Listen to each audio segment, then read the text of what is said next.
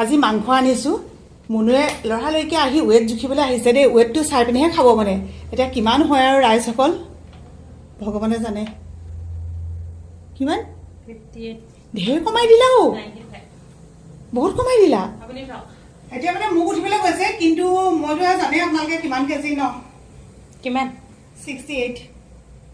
68.70 আৰু এতিয়া খাই দিম নহয় 70 কেজি হৈ যাব আলুটো যদি আগে এনেকৈ বনাই লোৱা নহয় তেতিয়া মানে কি হয়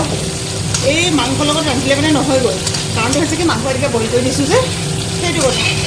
আৰু আজি অলপমান শুকানকৈ ৰান্ধিম বুলি ভাবিছোঁ সেইকাৰণে আলুকেইডোখৰ আগে ফ্ৰাই কৰি লৈছোঁ পিছত মিলাই দিম আৰু এই জুখি আহি পিনে খাবলৈ লৈছে ৰুটি শুকান ৰুটি নে তাৰ আগত ৰখিছিলে কি খাবলৈ মন আছে এনে ক'লে আৰু সঁচাই দিছিলোঁ আৰু ঘিউ সেইদিনাখন মই আনিছিলোঁ আগতো শেষ হৈ থাকিলে নহয় আমাৰ মুনুৱে বনোৱা যদি আপোনালোকে শুকান ৰুটি খাই আহিব দেই কি ধুনীয়া বনাই অ' একদম ফুলা ফুলা আপোনালোকৰ আজি ৰাতিৰ আয়োজন কি জনাব আমাৰ কিন্তু গাহৰি মাংস অনাৰ বিশেষ এটা কাৰণ আছে কাৰণটো কালি নকওঁ নহ'লে আজি নাখাম বুলি ভাবিছিলোঁ আৰু কিন্তু এতিয়া সেইকাৰণে মানে আনি দিলোঁ ভাবিছিলে এতিয়া বাচন মুখ ধুবলৈ পাছত কৈছে আজিয়ে লাষ্ট আজি পৰা নাখাওঁ আজি মানে খাই আজি লাষ্ট আজি পৰা নাখাওঁ